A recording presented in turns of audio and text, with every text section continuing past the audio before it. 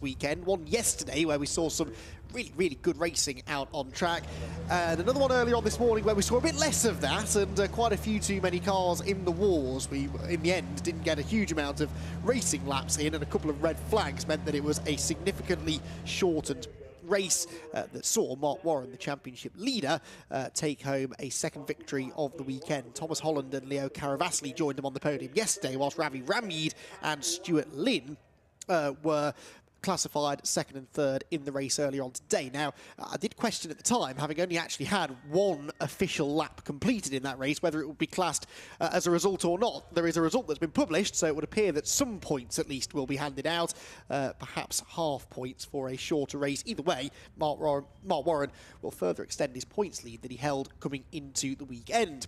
Now, the third race of the weekend sees a grid that is set based on the results of the previous race. So it's a good job we had some results that came out of that race, because it gives us the grid for our third 20-minute race of the weekend. And you can see the pack of cars, hopefully all 27 of them, heading out onto their green flag lap ahead of their final race action here at Donington.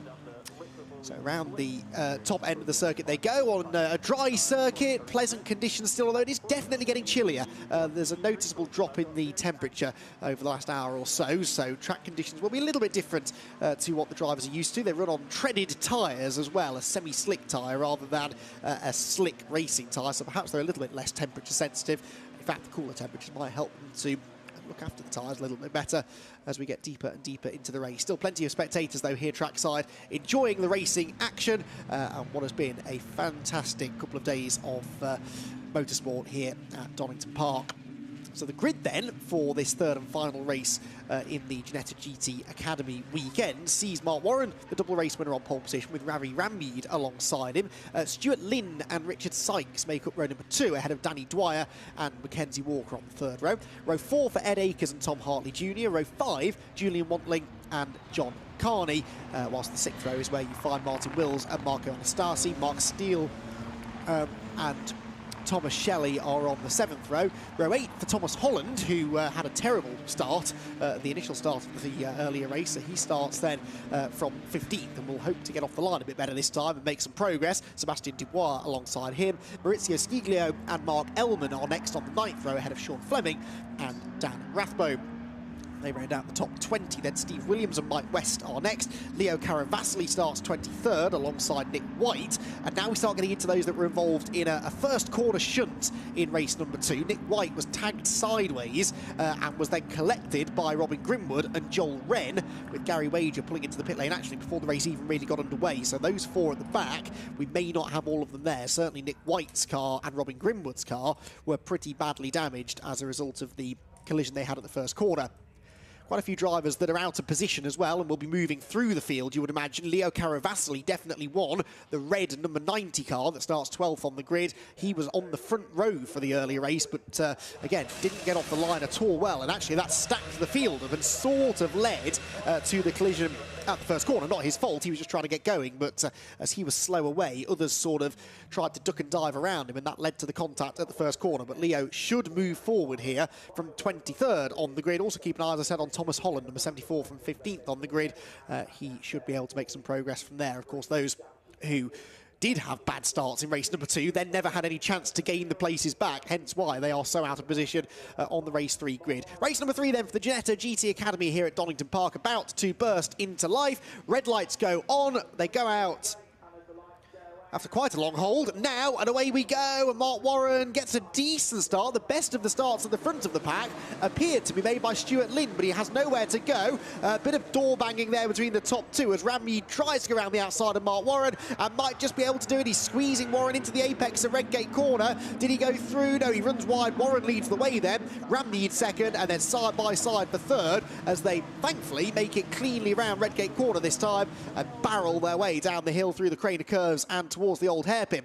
So Warren leads then, Ramid there in second. They've settled it out for third place, single file for the time being, with a side-by-side action back in the midfield. Number 74 there is Thomas Holland, so the purple car, number 74, one of those that I said should move forward. I haven't yet seen Leo Caravasili, as Holland goes up the inside. There's Caravasili, the red car just behind with a white front bumper. That's because after having a poor start, Caravasili then went off on the restarted race at the chicane into the barriers. So a new front end on that car, screeching of tyres as the leaders go through. Panic not, that's just those treaded tyres that these Ginetta G56s run on. They are Michelin road tyres, and so they do screech when they're going around the corners. It sounds a little bit concerning at times, but nothing really to worry about on that occasion, at least. Down through the Fogarty S's, again screeching of tyres there as Martin Wills in the Pink Panther car, number 44, tries to make some progress, but the top two getting away then. It is Warren that leads, Ramyeed in second place, third is Richard Sykes getting himself ahead of the 33 of Stuart Lynn. Lots of close calls down into the braking zone. Thomas Holland and Leo Caravasili side by side, and off further back. A lot of damage, I'm afraid, done to the front of the number 20 car, the left front corner of Ed Akers' car. Ed had a spin on the warm-up lap before our race this morning. This time around he kept it pointing the right way, but has had contact on a lot more contact through the Goddard's hairpin there. That was the number 25 car getting elbowed onto the grass. John Carney there doing well to avoid more significant contact as they complete the lap. There is a spin further back though. One car pointing the wrong way at Goddard's corner, and hopefully they'll be able to select first gear and get going again. Martin Wills back up the inside at Redgate corner on John Carney. Couldn't quite do it. 22 is the car in strife at Goddard's, and 22... let's see how he got there first. Well, just loops it midway through the corner. 22 is Mark Steele, of course. And Mark Steele, the one who goes around at the end of lap number 1. Right then, there, the number 90 car is Caravasili. Just ahead of him, Thomas Holland about to make another move by the looks of it to the outside through Starkey's corner. Holland, number 74, goes past the 25 car heading up the hill of John Carney. So Thomas Holland is making progress. Martin Wills locking up and running wide. That'll make Caravasili's job a bit easier. He gets to the inside line, and someone's in the gravel. I can hear the unmistakable sound of a car going through the kitty litter and back onto the road. Oh! Collected. That was unfortunate. The 42 car, the one that got him, and I think that's 89 and 88, isn't it? That's Elman that's gone around and has been completely sideswiped there by that's Mike West, I think, number 42.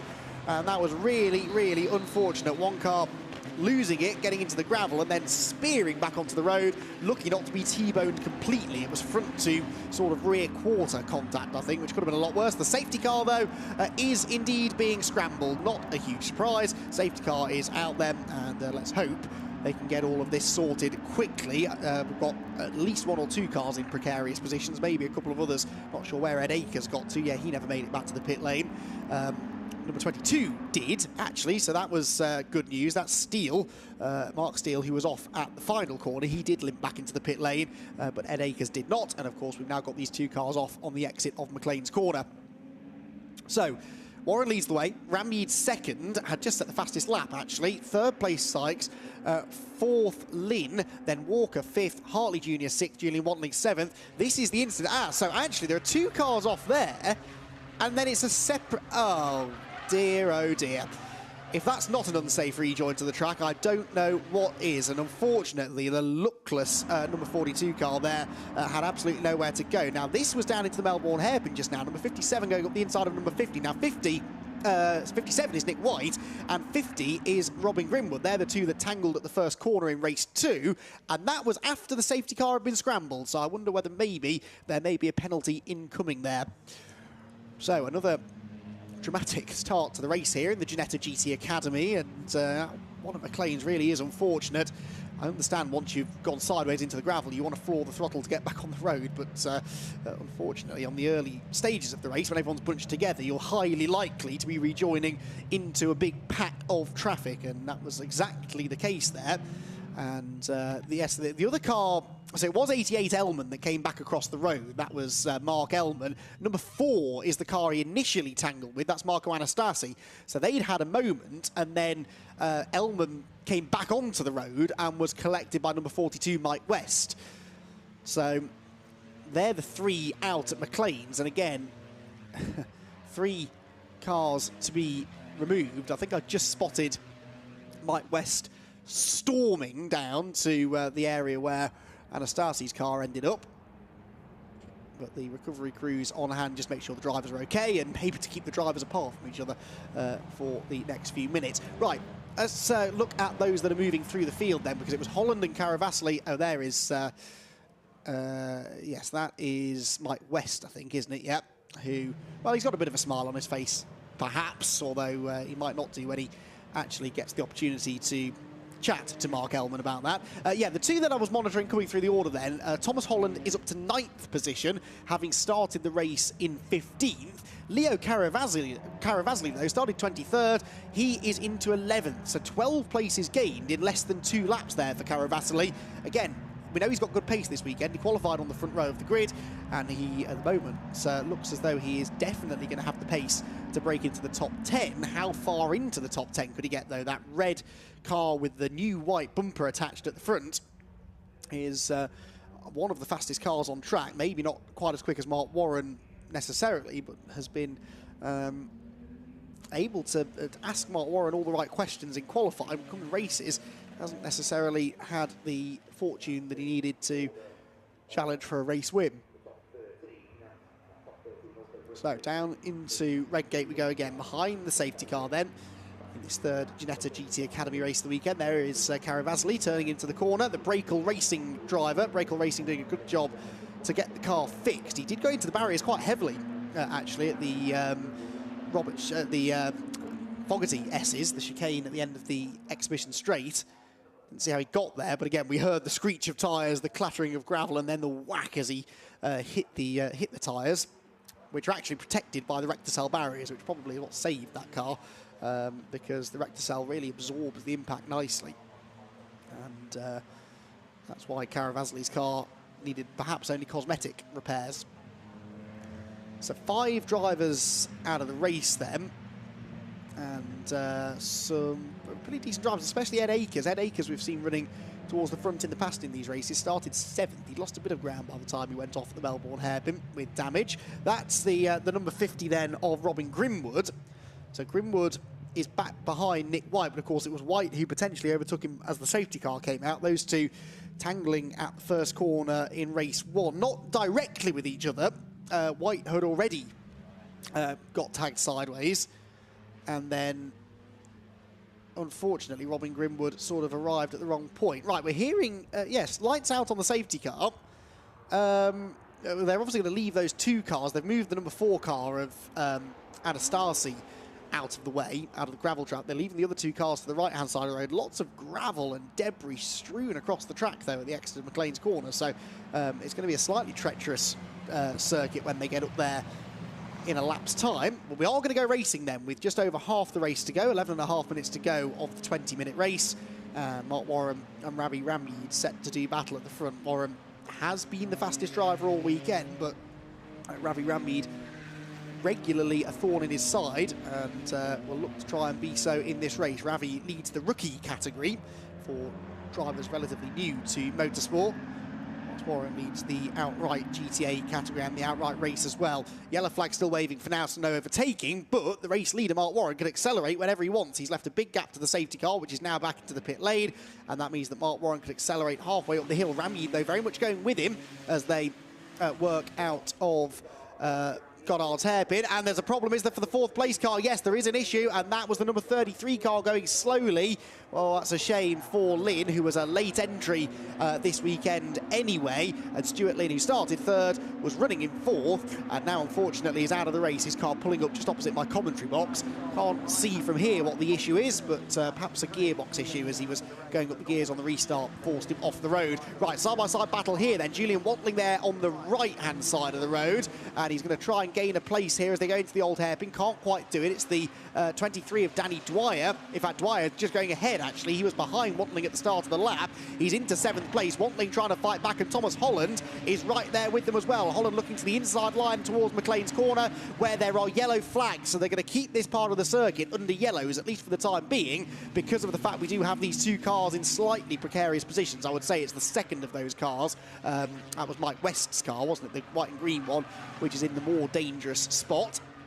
So Thomas Holland frustrated with that then, because he wanted to try and follow Danny Dwyer through past Julian Wantling, had to back out of it and now has to start the move all over again. Meanwhile, Caravasili has got himself ahead of John Carney and is chasing down this group. So the two cars moving through the pack are once again back together. The purple and gold car of Thomas Holland, the red and white of Leo Caravasili, as they drop down into the hairpin defensive line being taken there by Julian Wantling. Is Holland going to go to the inside? He's thinking about it. Didn't fully commit to it though. Inches between front and rear bodywork as they turn through the slowest corner on the track and accelerate steeply uphill. Actually, that is a steep hill. I've walked up it a few times and it's a lot steeper than it looks on camera as they climb up towards the Goddard's hairpin. Again, Wantling defends. Holland to the outside. Needs to be careful not to leave the door open though, because Caravasili will pounce if he does, and he does do that. They're going to go three wide across the start-finish line because both Caravasili and Holland were faster off the corner than Julian Wantling. Actually, Holland backs out of it, and Wantling is very late on the brakes. You can see there Caravasili getting on the brakes and then back off them again as he realised that he could carry a bit more speed into the turn. Doesn't matter though, because Julian Wantling will hang on. There was a slightly bigger screech of tyres. Yes, there is a spinner at Redgate, I can see out of the window, so someone's going the wrong way at the first corner.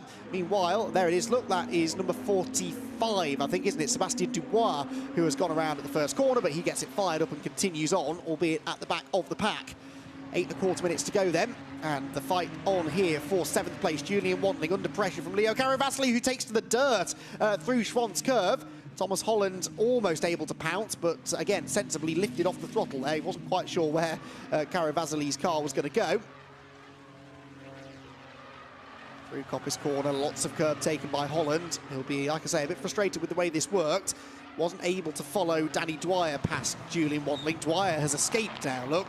And also Holland's been overtaken by Caravasili, who goes to the inside of the chicane. This is the corner where he came a cropper in the earlier race. Gets his nose only just in the door. And if you're going to go for that, you need to fully commit so that the car to the outside knows that you've got the corner. And he sort of was, it was a bit of a half-hearted lunge, that, wasn't it? And he ended up almost tagging Julian into a spin. John Carney there, the black and yellow number 25, with Martin Wills, the pink car, closing in. So that is now a 5-car fight this is, and there goes Caravasili. Lovely move up the inside into the Goddard's hairpin, and Caravasili does now move through into 7th place. Now, can Thomas Holland get past Julian Wantling this time? He's on the outside line heading to Redgate, but he is carrying a bit more momentum across the start-finish line. Can he clear the 28 car? Yes, he can. Wantling, though, we know is decent on the brakes, but chooses not to take a risk there. Sensible stuff through the first turn. And so Holland picks up the place. So Caravasili 7th, Holland 8th, Wantling down to 9th position. All of those cars, all those drivers running in the GTA class, the rookie drivers. Ravi Ramid in 2nd leads the class, but then John Carney, who is in that group, the black and yellow number 25 car, is 2nd within the rookie element of the race. So up through Coppice go the top two. You can see there that 1.7, nearly 1.8 second gap it was between Warren and Ramid at the start of the lap. And then a further 3.5 back to Richard Sykes in 3rd place. You can see him, the grey car. He's coming under a bit of pressure, though, actually, from the number 70 of Mackenzie Walker. Walker started 6th. He's picked his way through some of the early troubles to get into 4th position. And on the previous lap was 0.3 faster than the 3rd place car. There you see them coming through the chicane. So Sykes 3rd, Walker 4th. And Walker, outside of the top 2, is the fastest car on the track. See there, Richard Sykes running for Want to Race. Want to Race run all of the rookie drivers. Oh, and speaking of rookie drivers, that's John Carney, who has gone around from 10th position, who was 2nd in the rookie class. He will lose that position now, though, to the number 76 car of Thomas Shelley. And he might lose several more because he can't find a gap in the traffic to get going again. Might even have stalled the car. This is what happened. It's through the chicane. Oh, he gets it all wrong going in, runs wide, gets on the yellow curbs, which are really severe, and that just unsettles the car and sends him around. So that's a shame for John Carney, who will now find himself slipping well outside of the podium places within the rookie class. Julian Wantling here, 9th place. Martin Wills up into 10th position, of course, as a result of Carney's spin, and immediately starts to attack. In fact, I think Carney might have already got past Wantling, I seem to remember, when he had that spin at the chicane. But they both get those places back anyway, and Martin Wills now wants to try and take 9th away from Wantling, sizing him up down towards the old hairpin. Tricky to do that, though, because going around the outside through the craners is not the fastest line, and then you really tighten your line going into the old hairpin. Hard to get it stopped. We've seen a few people today making moves there, but then running wide on the exit and handing the place straight back. So in the end, the places all stay as they were, despite a bit of ducking and diving through the old hairpin. Carney, by the way, did come across the line. He's just gone through in 21st place. So Carney losing almost a minute, actually, about 45 seconds or so with that spin at the chicane. Right, Caravasli and Holland. So this is interesting then. Thomas Holland, having finally broken past Julian Wantling, has now bridged this gap to Caravasli. He's been significantly quicker than Leo over the last lap or so.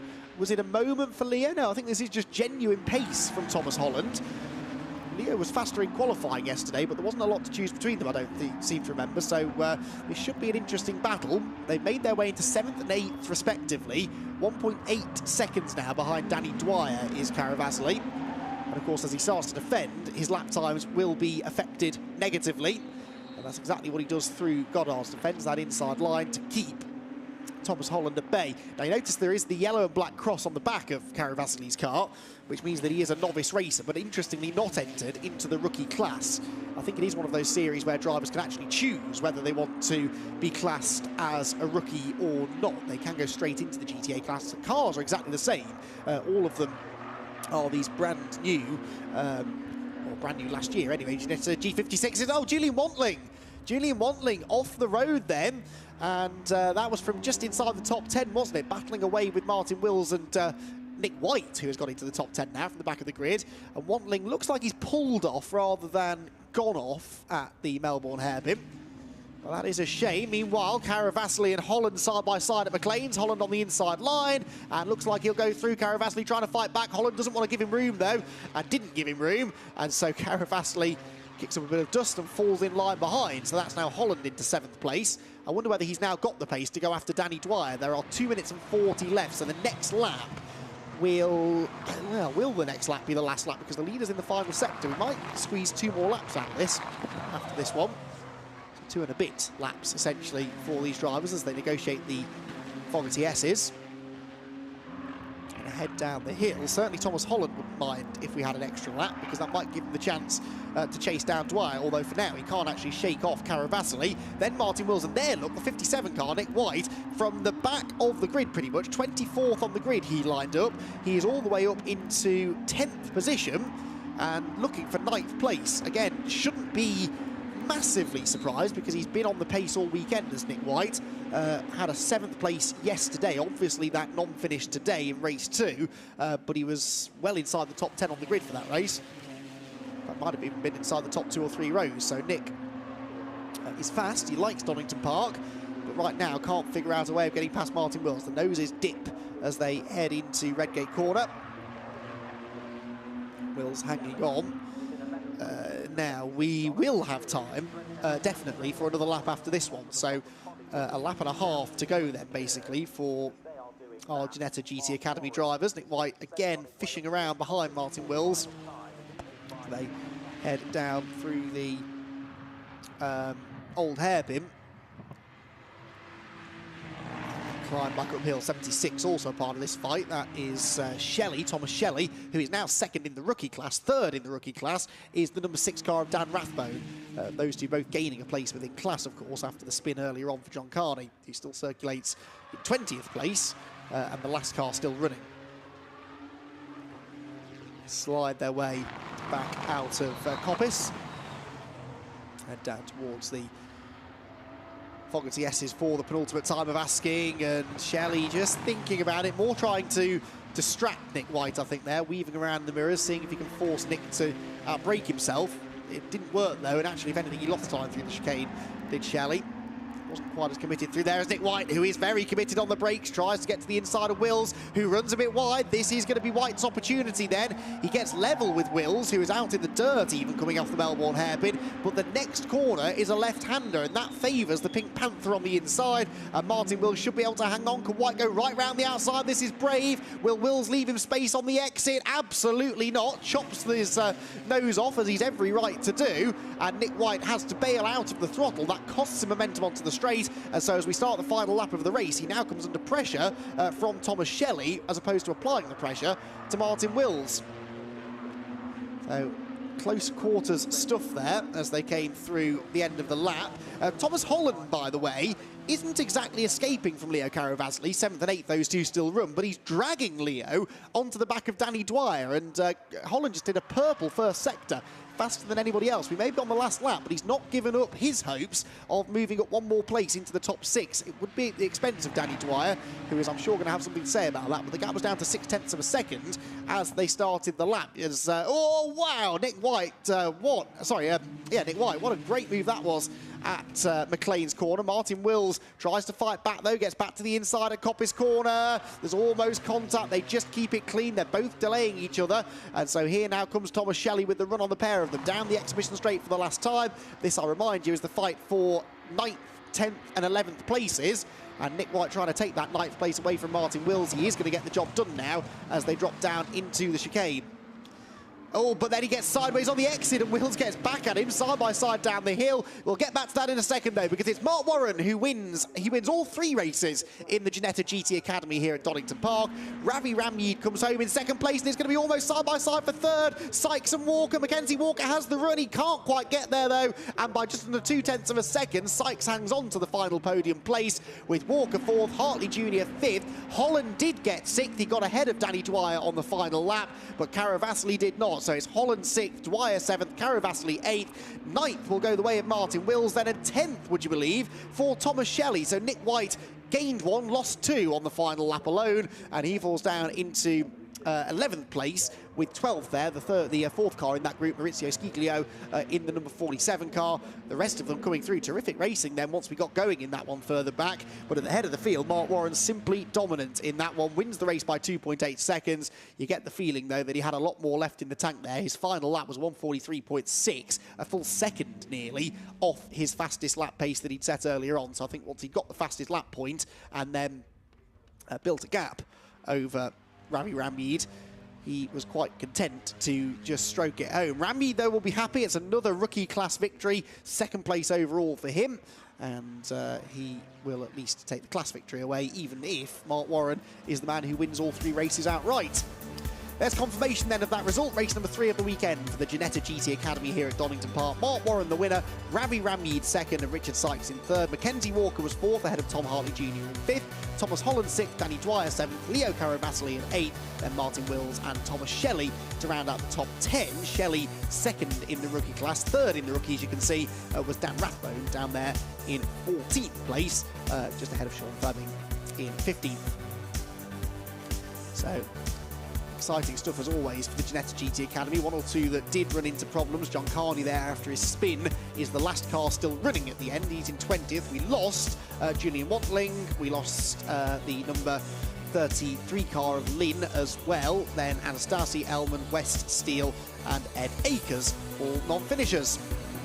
So an exciting 3rd race for the Ginetta GT Academy. Saw Ed Akers make a bit of a slow start actually in the midfield, but thankfully it was a cleaner start to the race this time around. Good start made by Stuart Lynn, but nowhere to go. And Ravi Ramyeed, despite a bit of contact there with Mark Warren, wasn't quite able to get the lead away from the already double race winner. He was ahead going into the corner, was Ramyeed, but couldn't quite get the car stopped, slid out wide, and Warren would stay in front right until the end of the race. On lap 1, there was quite a bit of contact down at the Melbourne hairpin, which, amongst it all, took Ed Akers out of the race. The orange car with left front suspension damage. The car with whom he tangled, actually, was the 22 car of Mark Steele, and he would then have another rotation at Goddard before a sizable shunt up at McLean's corner took 3 more drivers out of the race, including the luckless Mike West, who really had nowhere to go.